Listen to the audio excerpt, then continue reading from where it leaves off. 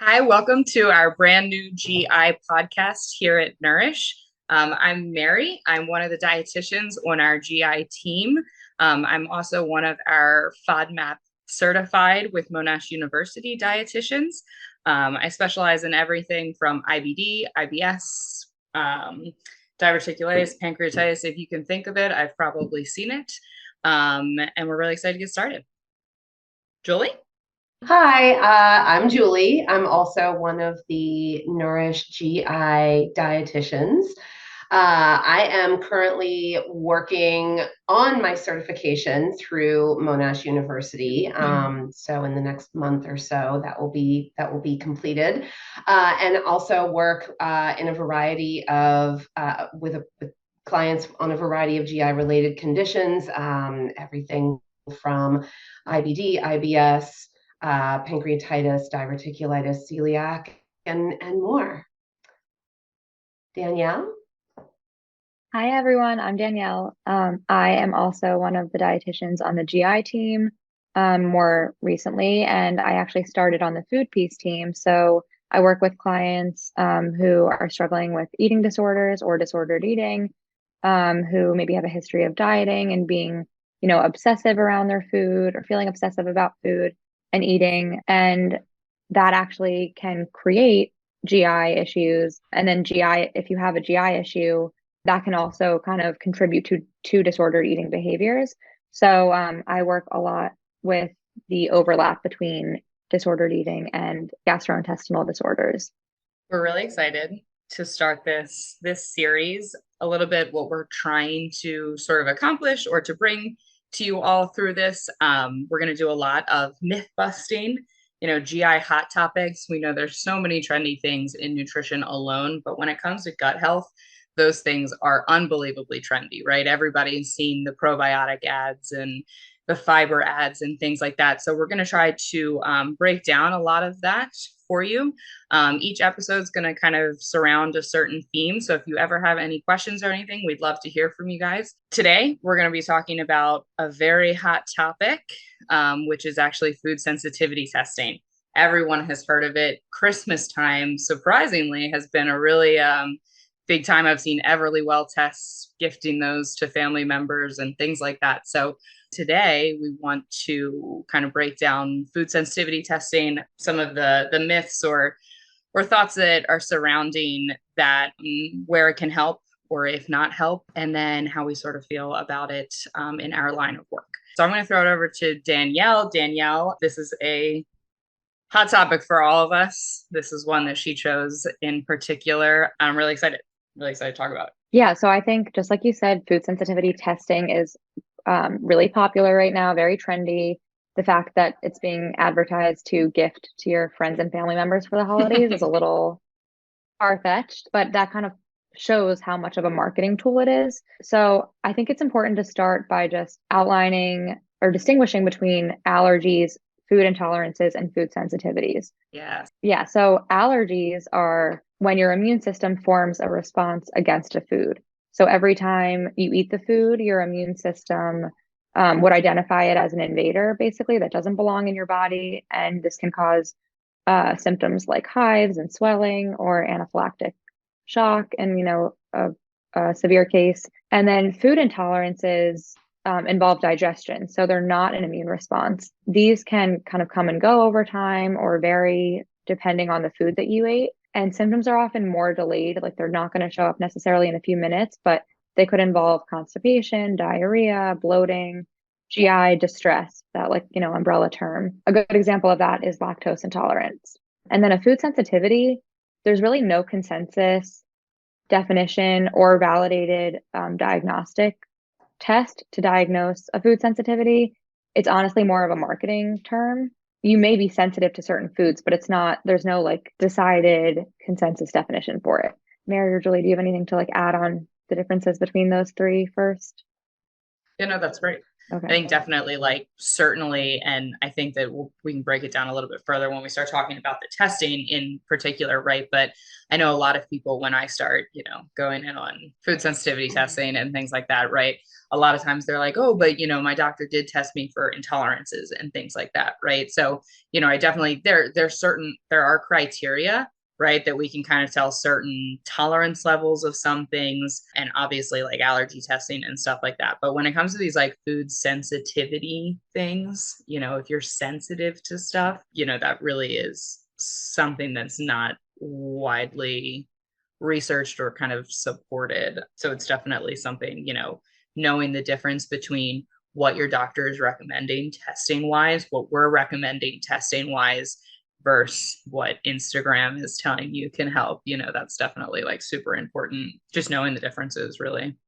That huge gray area, right? Like from the food sensitivity testing and, Oh, yeah. what does it exactly mean, right? Like how far do people run with the results that they get from those tests, and what are the foods that they end up avoiding, and then, run the risk of just being nutritionally deficit or just unhappy with their overall Yeah. diet because they feel like there are just too many limitations. And in a lot of cases, there are those lists of foods that pop up on food sensitivities get so lengthy that it's I find that a lot of my clients just get really overwhelmed and don't know Oh, exactly yeah. what to do with it moving forward. Yeah, Right. And it absolutely. causes more stress a lot of the times than answers. And then the stress can actually cause the GI problems Yeah. that may or may not have been there to begin with. Food sensitivity tests use IgG testing, and this is where we can get a little bit more like specific about the types of testing. So IgG testing is not validated for diagnosing food sensitivities, and it's oftentimes not even accurate. So back to the allergies that are an immune response. Those tests use IgE tests, and the IgE tests immune response. So most common allergies that we see are caused by IgE antibodies. IgG tests are more based on memory and exposure to a certain food. So if you use a food sensitivity test and it uses IgG testing, you'll get IgG antibodies after ingesting a food, and antibodies may be even higher the more you eat that food. That's pretty, I don't know, crazy, because I think people like see that they're positive for certain Yeah. foods on IgG testing, and then they're like, "Oh my God, this I eat this food all the You're like, time," I but eat that's that why every they're single positive day, for it. right? Mm-hmm. Yeah. Right, I right. mean, And like another Julie one, was I tell saying, it can people make this all people the time with that is when they take fish oil or omega-3, for example, the amount of people that have come to me with these food sensitivity testing results, right? And their results show cod liver as a sensitivity. And they're like, that's so weird. Like, I've never had that. So that doesn't really matter. I don't really need to worry about that. And I'm like, well, here's the thing. It came up because, and I always ask them, like, do you take fish oil? Do you take omega-3? And they're like, yeah. I'm like, all right, that's why it came up, right? Because you oversaturate your body with that daily, and your Mm-hmm. body does have a response to it, right? But like, that doesn't mean that I need you to stop taking your omega-3, right? Or the other one that I see all of the time is egg whites or egg yolks or eggs in general. And the amount of people in, an American diet that have eggs daily, multiple times a week, right? Like, is insanely high. And then it shows up and they're like, yeah, I eat this every morning for breakfast. Like, what am I going to do for breakfast now? I'm like, no, that's why it showed up, is that you eat it every morning for breakfast, Mm-hmm. and that's so right. crazy about those testing, and should invalidate them right then and there. But it is crazy that that's such a huge Yeah. limitation to the results, and yet it's still being touted as this thing, like, fix your every GI problem you've ever had. Yeah. Right. And so for the clients that I see a lot, who are, a lot of them already are following such restrictive diets and already have a lot of food fears, these IgG tests can just exacerbate, Mm. their food fears and can cause them to be even more restrictive than they were already. So like I had a client who took an IgG test and it came back positive for wheat and peanuts.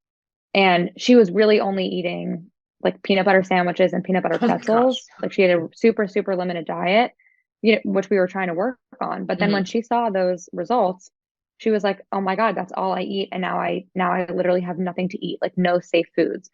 So I mean, she, got panicked and confused. And luckily we met soon after. And I explained that the IgG tests were not accurate or reliable and that it makes sense that those were her results because those are the foods that she's eating most frequently. But you can see how, without proper information about this, people would just get these results and run with it. And I think a lot of the times people with GI issues are really just looking for answers.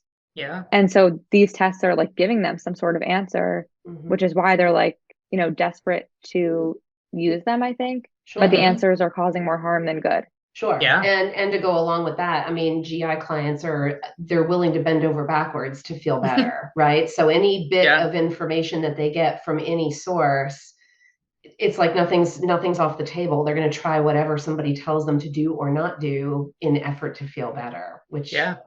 like you said, Absolutely. can actually exacerbate things rather than fix them. All in all, I think, we can all agree that the IgG testing is unreliable, not validated. There is no validated test for food sensitivities because there's no even like, agreed upon definition of what a food sensitivity is. Hmm. You can have food allergies, which are immune responses, or food intolerances, which involve digestion. And those are things that, we can help you with. But the food sensitivities, I mean, some people could be sensitive to foods because they're not used to that food and they maybe have cut it out previously and then are reintroducing it. We've definitely seen that before. Oral food challenges, so like eating the food, is the gold standard for an allergy testing and just determining like, okay, well, what will happen if I do eat this food? Unfortunately, there's no like well marketed test like Everly Well or I don't even know the names of all of the other ones that look really appealing on Instagram. And maybe your favorite influencer has done it and now cuts out like three major food groups. It doesn't mean that it's the right choice for you. Yeah.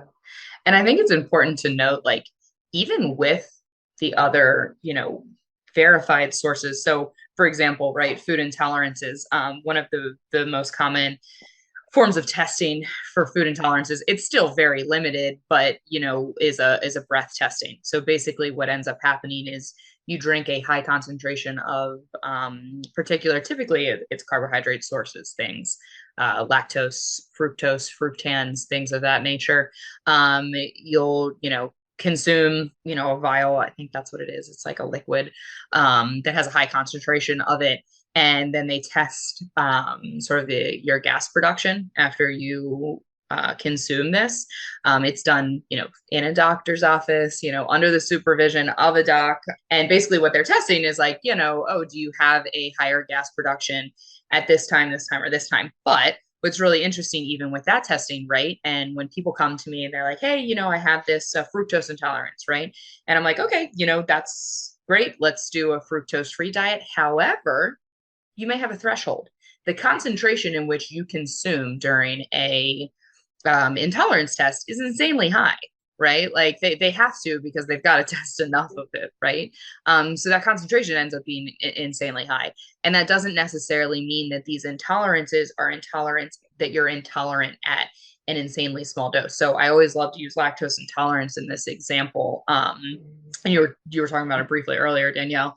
Lactose intolerance, right? And this is probably something, and unless you're a GI dietitian or maybe just a dietitian in general, right? Like you don't always notice these things, but of course on Instagram all the time people are like, "Oh, I'm so lactose intolerant, but I'm going to eat this charcuterie board anyway." And you're like, "Yeah, well, joke's on you because most hard cheeses are really low in lactose. And even if you are lactose intolerant, most people do tolerate those really well, right? So there's this whole tolerance level within an intolerance and this threshold, right? So like you were saying, Danielle, these food challenges are arguably the most important part of food freedom, like you have to, insanely restrictive diets just are not sustainable, and cutting out all these major food groups that you love and things that you enjoy, it's just not going to be sustainable long term. And so you have to have this wiggle room, this food freedom a little bit. And the only way to do that is really to kind of identify these thresholds, like where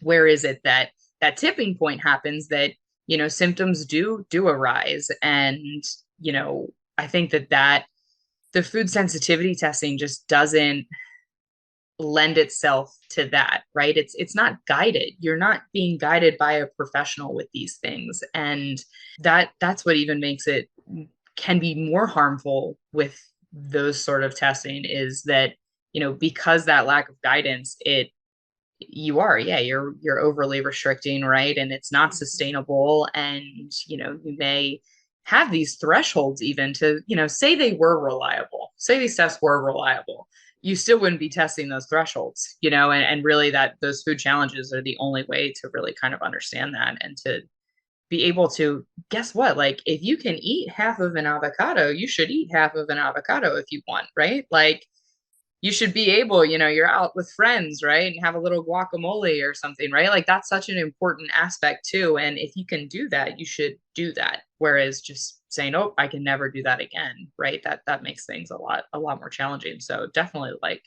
the thresholds, even within now, allergies are of course different. If you're allergic, Sure. we're not necessarily making you expose yourself to some of these allergens. But when it comes to sensitivities, quote unquote, or intolerances, right? It is really important that you kind of figure out where that threshold is too, and just that Right. testing isn't going to give you Yeah. that. Sure. I know. I feel like I have the conversation all the time of, getting out of that all or nothing mentality when it comes to these foods, and that Yeah, there's this whole middle ground of an area. And it's an exercise in patience and a willingness to experiment. But all in all, we thrive on diversity in our food choices, and we need a wide variety, not just for nutrition, but socially, emotionally, mentally. yeah. It hits every aspect of our well-being. So, just reminding people that just because something pops on a food sensitivity test doesn't mean that it's just it's a nothing situation for them for the rest of their lives. There's a lot of space to experiment there. I can pretty much Hmm. promise you when I work with clients who do have food sensitivity testing results, right? Which so many people do, and that's fine, but I'm going to make you try all of the things that were quote Mm-hmm. unquote reactive because who knows? I mean, what if you eat a full serving size and it's non-problematic? Great, right? Right. Your life is so much enhanced, so much more enhanced by that. Yeah, exactly. So I always think that I tell people that kind of right out of the gate. And I'm like, all right, cool. I mean, you can send those results to me. We're gonna try everything that's on that list, though. So, I think that's really important, though. I really do. I really do. And that's like, we could go off on a whole other kind of episode on, restrictive diets and what they can do to the microbiome and all of those things. And, like you were saying, emotional and social, and also, gut health, right? Gut health Mm-hmm. is impacted Right. by limited variety and Mm-hmm. things like that. So the least restriction, the better. That's, I think a common Yes. misconception about when people are going to start working with us. I know a lot of people who are like, are you going to take away all of my fun foods? And I'm like, definitely not, right? Like I'm not here to make I feel like half my life job is like harder. making people have fun foods back in their diet. Right. Exactly. Right. Be as expansive as possible. I feel like Yeah. I Right. spend The, more the time like mantra making is to people eat try as food. many foods as we comfortably can, Right. Yeah. right? Right. Yeah. And Mary was saying like food challenging people to eat those foods that they are worried that they might be sensitive to. And I feel like, I do a lot of food challenges with people also, or exposures with them to challenge those food fears, whether they're from like, they're worried about how they're going to react digestive wise, or they're worried about the food, the food feels scary to them from like more of a disordered eating, like psychological Hmm. context. So, I mean, yeah, restriction, like Mary was saying, and Julie, can cause other digestive issues because it weakens the microbiome so much. Restricting can also cause like constipation and other things and just make your gut health poor, but also make your psychological health and like emotional, social well-being really plummet. So the less restriction, the better. Yeah. And that's not to say, right, that we don't work heavily in elimination diets. I mean, I think that's fair to say all of us, definitely Mhm. have work pretty heavily in, working with elimination diets. But I mean, I guess that's a plug to just kind of say, do it with a professional, and that even Yeah. goes back to these food sensitivity testings is really like if I can say one thing about them, whether, this has swayed you to do it or to not do it, which I, do hope that it has brought a little, knowledge to, it might be an expensive $200, I think they are like 200, $300, right? Like it's an expensive way to have someone tell you like, yeah, it's not really valid. Again, if you're going to do them or you're not going to do them, or if you are really struggling with something that you think that you are struggling with food sensitivities, like have a professional help you, because, that elimination diet, we're going to ensure that you're still having a nutritious diet and that we're preserving that microbiome and that we're preserving that relationship with food, that positive relationship with food. And I think that that's so important when we're talking food sensitivities, whether you've done testing or haven't done testing. It's just like ask a professional for help, because one, it's what we do, right? But it definitely, you can see all of these things that can come, negative things that can come from eliminating. And like, yeah, maybe the GI tract gets a little bit better and symptoms are a little resolved, but at what cost, if we're kind of doing this blindly. So, that's a plug to come visit us. We're and it's more than also like happy to just talk. it made me think, Mary, when you said the food sensitivity test might give you a result that kind of leads you astray and it's just maybe like a waste of money. It also can give you a result that might mask something that's actually going on. And that's Yeah. really important too. Like Mm-hmm. if you get a positive result, like, oh, you have IgGs for peanuts, and then you eliminate or wheat, right? And then you eliminate gluten or something, but then your underlying problems are still there, and you might not be as inclined to try to figure those out because you might be stuck on thinking that it was the wheat or the gluten. Yeah. Yeah, absolutely. So definitely important to work with a reliable provider who is knowledgeable about these areas. And that our goal is always to expand as greatly as we can. Yeah.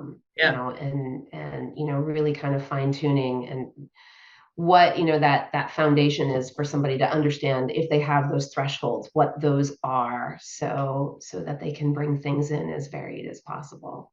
And look, you can see the draw with it. You do a blood test and you get an answer immediately. And what we're encouraging is like, hey, we're going to eliminate some things, we're going to monitor symptoms, then we're going to reintroduce and we're going to trial things. And that can seem more daunting, right? But I mean, if we know anything in life, right, quick fixes are rarely going to be, sort of that long-term success. And that's what we're in the market of doing, is this long-term success and predictability. And, like, look, if you want to eat the ice cream, the milkshake, go for it. But my job is to help you realize that if you do that, hey, maybe don't do that on date night, don't do that at a dinner party, but you're hanging at home on Friday night and you want the milkshake, go for it, right? Like, I think that that's always an Or like you important. are out and you want your milkshake, then like maybe take a digestive enzyme, Yeah, yeah, right. Take it Exactly, we can help you right. Take an with. enzyme. Right. Throw an enzyme in there, right? Like, it's definitely that predictability piece. And so much of that really just the process that we really encourage, is going to give you all of that, just so much more than this quick fix kind of blood test that may or may not be accurate, Yeah. In general, like if it looks too good to be true, and if it's like in a pretty box from your favorite Instagram influencer who like may or may just giving not you know, 20% off, anything when about you use health their or code. nutrition. Right. If it looks too good to be true, it probably is. So So don't sometimes give them as the Christmas harder presents. way, right. Sometimes the harder way is worthwhile Yeah, Yeah. absolutely. and So gives your instead, friends and family more exciting gifts. yeah, or more exciting gifts, a gift certificate to Nourish. That would be totally fun. Great idea. Right. No, get them fun stuff. Get them fun stuff. Yeah, I was pretty shocked with that ad.